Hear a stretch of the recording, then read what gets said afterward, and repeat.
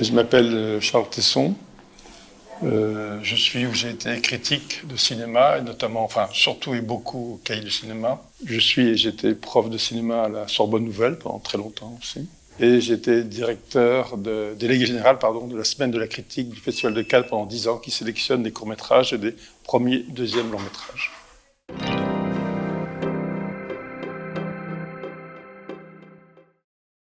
Je ne fais pas la distinction entre critique de fiction et critique documentaire. J'estime être à la fois un critique de film et un critique de cinéma.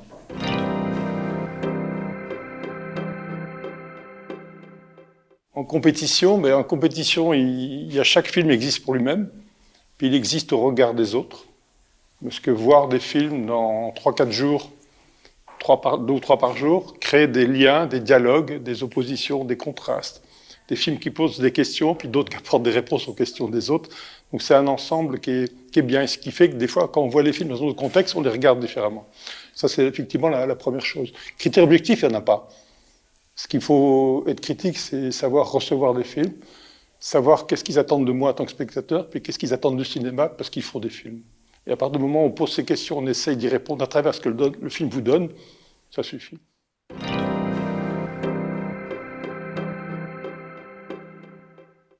La différence, il y a 2 différences. Je dirais qu'il y a une différence de volume de film. Quand j'ai commencé, moi, en 79-80, il y avait peu de films qui sortaient chaque semaine. On pouvait recenser quasiment tous les films qui sortaient dans un mois dans les cahiers. Aujourd'hui, c'est impossible. Il y en a 15 à 17 par semaine, donc il faut faire des choix. Donc ça, c'est la première chose. Le volume des films. Le volume des films aussi en festival. Parce qu'il y a à la fois la partie, les films qu'on reçoit, parce qu'ils sont distribués, et la partie, je dirais, de prospection, de défrichage qui se fait dans des festivals, où on peut découvrir des cinéastes qui n'ont pas encore de distributeur, mais ça nous permet de connaître un peu l'état du cinéma mondial. Ça, c'est la première chose, c'est sur l'état du cinéma. On produit beaucoup plus de films en France maintenant qu'il y a 30 ou 40 ans. La deuxième chose, c'est l'évolution aussi des supports. C'est-à-dire qu'auparavant, il y avait la presse écrite dans les supports, Le Monde, Libération, la presse quotidienne hebdomadaire, la presse spécialisée, la radio, il y a toujours des émissions de radio, de cinéma, la télévision un petit peu.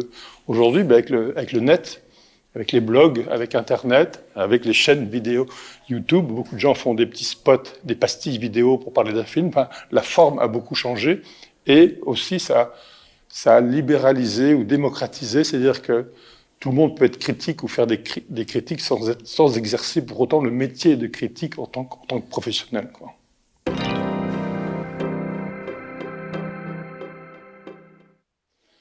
Alors il y a plusieurs formes d'exercice critique. Ce que vous dites là, il y a ce qu'on appelle la critique prescripteur. C'est-à-dire, mais qui est importante, il ne faut pas la négliger ni la sous-estimer. C'est-à-dire, nous avons vu 15 films pour vous, mais nous vous recommandons plutôt celui-là que celui-là ou celui-là. Critique prescripteur, ce qu'on pourrait dire, de manière tout à fait louable, guide du consommateur, parce qu'on va voir des films, dans ce flux-là, il y a besoin de régulateurs. Donc ça, c'est le premier aspect. Après, il y a la critique de cinéma ce que j'appelle la critique de film, puis la critique du cinéma, c'est de mettre en relation qu'est-ce qu'un film vient faire dans l'état du cinéma d'aujourd'hui, et de réfléchir à ça, pas seulement au niveau des sujets, des thèmes. Il y a beaucoup de documentaires sur le monde de l'hôpital en ce moment. Il n'y a pas de hasard. Dans les films de fiction, il y a beaucoup de films de justice, Anatomie d'une chute, Saint-Omer, le procès Goldman. Donc, tout d'un coup, on se dit, tiens, ça a dit des choses. Donc ça, c'est le travail de critique de cinéma, si je puis dire. Puis aussi sur l'évolution esthétique, l'évolution des formes, de voir comment le cinéma évolue dans la manière de filmer et tout. Donc ça, c'est d'autres enjeux qui sont des enjeux de réflexion, qui permettent aussi parce que je pense que dans l'exercice critique, il n'y a pas seulement l'évaluation, mais il y a ce qu'on peut appeler le regard critique. Et je pense que lire des critiques, ça forme un regard critique par rapport à comment on voit un film, comment on essaye de comprendre nos émotions, comment on essaye de comprendre comment c'est mis en scène, et de réfléchir à ça. Donc je pense que le rôle de la critique est très important pour ça. C'est de donner à la fois le goût du cinéma, mais le goût d'un regard critique sur ce qu'on voit, quoi.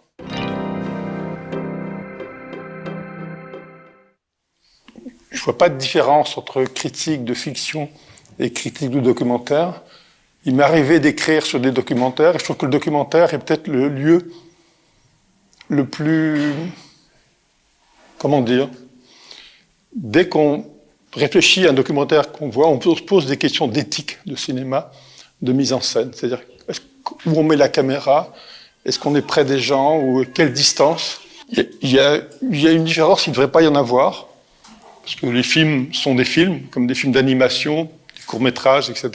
Il y en a de plus en plus, parce que maintenant, il y a une sorte d'imbrication complexe, où on ne sait plus ce qui relève du documentaire ou de la fiction dans un documentaire, où il y a des fois des scènes reconstituées. Et également, des films sont, enfin, ce que disait Rossellini et tout, enfin, ou d'autres cinéastes, tout film est un documentaire sur son propre tournage, donc on peut aller loin sur cette fusion-là, mais ça, je dirais que c'est plus un jeu quelque peu rhétorique. Mais ce que j'ai remarqué, c'est que le documentaire pose des vraies questions d'éthique, en termes d'éthique, en sens moral, de comment filmer, comment traiter un sujet. Est-ce qu'on a le droit de faire ça? Est-ce qu'on a le droit d'utiliser des archives, mais on ne connaît pas les sources? Est-ce qu'il faut commenter les images, parce que le spectateur n'est pas à même de les comprendre lui-même?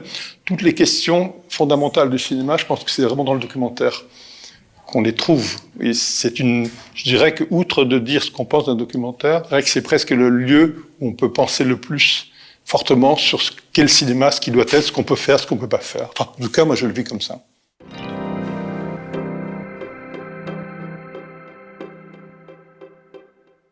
Je pense que s'il y a bien des personnes qui lisent les critiques et qui sont très sensibles, c'est bien sûr les cinéastes, bien sûr.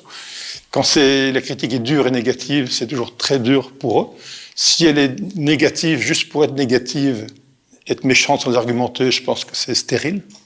Si elle donne des arguments, je pense que dans un premier temps, ils le reçoivent mal, mais que peut-être plus tard, ils peuvent entendre ce que la critique leur dit.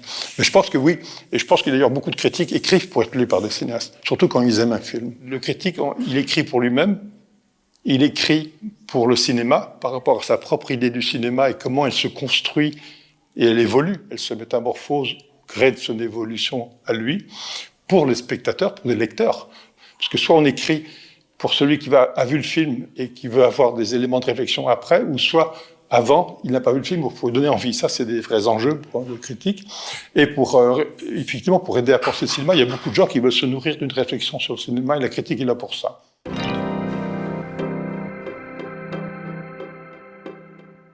Juger, j'aime pas trop le mot juger pour un film, mais j'aime plutôt le terme évaluer. L'évaluer, enfin, non pas sur une échelle de valeur, mais l'évaluer au sens en quoi... Après, la critique, c'est un temps critique aussi. C'est-à-dire que moi, j'aime bien... C'est-à-dire que si on doit voir un film et écrire tout de suite, c'est vrai que quand je débutais à la critique, j'étais toujours angoissé en voyant un film. Je me dis, mais qu'est-ce que je vais pouvoir en dire? Et j'essayais de réfléchir pendant que je voyais le film sur ce que j'allais pouvoir en dire comme fil ou idée. Après, je suis devenu plus serein. Je prends même plus de notes après. Et je le laisse décanter et c'est la mémoire qui fait le travail par rapport à ça. Mais l'évaluation, c'est à la fois en quoi il est important pour vous, en quoi... Enfin, j'ai vu récemment l'enlèvement de Marco Bellocchio, Rapito, que j'ai trouvé immense et magnifique par rapport à ce qu'il a fait, par rapport au sujet de la mise en scène. Donc là, il faut y aller, mais c'est chacun a ses critères. Je pense qu'il faut être très souple quand on est critique. Il ne faut pas avoir de grille et de vision préétablie. Il faut voir ce que le film... Il faut avoir une grande culture cinématographique, mais il faut avoir une image par rapport à la comparaison. La réussite d'un film, elle est liée à plusieurs... C'est important de savoir ce que veut le film par rapport à son sujet, par rapport à son ambition esthétique. Il y a des films modestes, il y a des films prétentieux, il y a des films ambitieux, il y a des films exigeants. Et après, elle est où l'exigence par rapport au cinéma et par rapport au spectateur? C'est là où on peut évaluer. Il y a des films modestes qui sont tout simples, pas prétentieux, mais qui sont très généreux et attachants. Il y a des films qui sont très rudes, avec des spectateurs qui exigent beaucoup de lui et qui lui donnent peu, et d'autres qui sont très exigeants et qui lui donnent beaucoup. Donc c'est là où il faut savoir un peu qu'est-ce que le film, encore une fois, attend du spectateur, attend du cinéma. Puis moi, ce que j'aime bien demander à un film, c'est pourquoi ce film est un film et pas autre chose, quoi. Que la nécessité de faire un film. C'est ce que disait Godard à une époque, toujours un peu méchant, il disait les jeunes veulent faire du cinéma pas pour faire des films, mais pour être dans le monde du cinéma, sans qu'il y ait une nécessité du cinéma de faire des films. Mais c'est vrai que quand je vois un film, pardon, on peut continuer, mais... Non, mais c'est que ce qui est important, c'est J'aime bien, s'il y a des gens qui font des films, on se demande pourquoi ils font du cinéma, quoi. Parce qu'il y a la phrase de Godard qui est méchante, mais juste qui m'a beaucoup aidé. Godard disait en substance, Tous les cinéastes vous diront qu'ils aiment le cinéma, mais il suffit de voir, pour certains, leurs films pour comprendre que le cinéma, lui, ne les aime pas. Donc voilà. Donc ça, je trouve que c'est un critère. Et quand je vois que quelqu'un, pour lui faire un film, c'est vital, même si c'est maladroit, il y a quelque chose qui se crée. Parce que, et il y a d'autres, je me dis, mais il est où son désir de cinéma? Il peut être dans le scénario, il peut être dans le récit, il peut être avec le plaisir de tourner avec des acteurs, il peut être dans la mise en scène virtuose, mais c'est intéressant de savoir toujours dans un film où est le désir du cinéma du cinéaste, où il s'exprime et puis qu'est-ce qu'il vous donne, etc. Donc c'est ça que je trouve intéressant comme dialogue avec le film.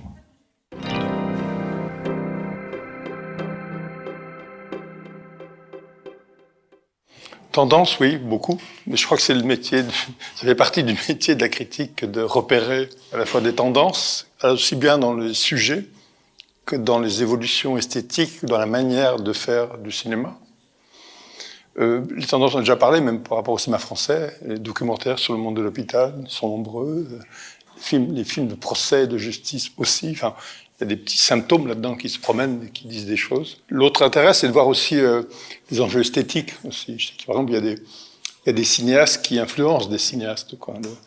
La période d'Ardenne, Rosetta a lancé, je dirais, ce que j'appelle le film sac à dos, c'est-à-dire quelqu'un marche et on suit, et le fait qu'il y a des caméras légères portées qu'on peut accompagner fait que tout d'un coup, on n'a plus le découpage classique d'un plan fixe, angle de prise de vue, distance, changement d'angle de prise de vue, construction d'un espace, parce que le cinéma, c'est aussi une affaire de distance par rapport... parce qu'on parle toujours d'image, ça m'énerve. Enfin, ça m'énerve. Il y a des images, bien sûr. Il y a des cinéastes qui font que des images, puis il y a des cinéastes qui sont soucieux que le plan, c'est une manière de cadrer et d'être à la distance d'un sujet. Parce qu'il y a des films qui me prennent par la nuque, qui me collent à la réalité, et je dis, vous me faites chier. Enfin, pardon, je parlais comme ça, mais j'ai envie de pas cette distance-là, quoi. Puis il y a des cinéastes qui vous laissent respirer par rapport à l'espace. Donc c'est vrai que c'est le travail de la critique, de sentir ça dans les films et de voir comment le cinéma évolue. C'est intéressant de voir où est l'enjeu de cinéma sur chaque film, quoi. Est-ce que c'est l'acteur, est-ce que c'est le scénario, est-ce que c'est le sujet? Il y a beaucoup de films qui font miroiter des sujets, mais qui ne les traitent absolument pas, qui n'en disent strictement rien. Et d'autres, au contraire, qui les travaillent, et qui fait que tout d'un coup, il y a le sentiment que ça évolue, quoi. Donc ça, effectivement, il y a beaucoup de tendances qui sont aussi liées ce qui est très bien dans le cinéma aujourd'hui, c'est qu'il est devenu mondialisé ou mondial, qu'on peut avoir des films qui viennent d'Afrique subsaharienne, d'Amérique latine, et que tout d'un coup, il y a des formes, des manières de raconter des histoires, des écritures qui sont singulières et propres. C'est ce qu'on a ressenti, qu'on a découvert en France, les films d'Aoussia Houssienne. Là, tout d'un coup, quand il y a des scènes de bagarre et de violence, la caméra est au loin, presque à 30 mètres, alors qu'on a envie d'être près. Il y a des manières d'être dans le rapport à la narration, l'esthétique, qui vient aussi des cultures théâtrales, picturales, littéraires de chaque pays. Et ça, je trouve que c'est passionnant. Et ça fait partie, effectivement, on parle du travail, mais du rôle de la critique, de sentir comment ces sphères esthétiques bougent dans le cinéma mondial, bien sûr.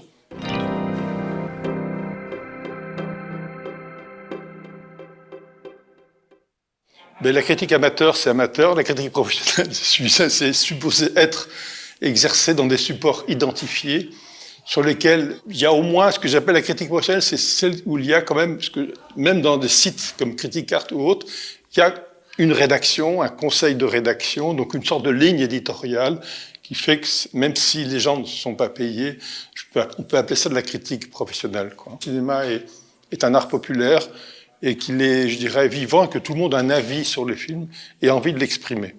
Et c'est vrai qu'avec les réseaux sociaux, même les blogs, Facebook, etc., je vois énormément de gens qui voient des films qui s'essayent ou qui donnent leur avis, qui ressemblent à de la critique. Donc c'est pas la critique en termes, ce qu'elle est identifiée par rapport à un support, par rapport à un métier, par rapport, etc. Mais ça veut dire qu'il y a un vrai désir critique chez tous ceux qui voient des films. On peut appeler, non pas la critique comme métier, mais le regard critique. Et plus les spectateurs auront un regard critique, et mieux ça sera pour le cinéma. Donc ça, c'est clair.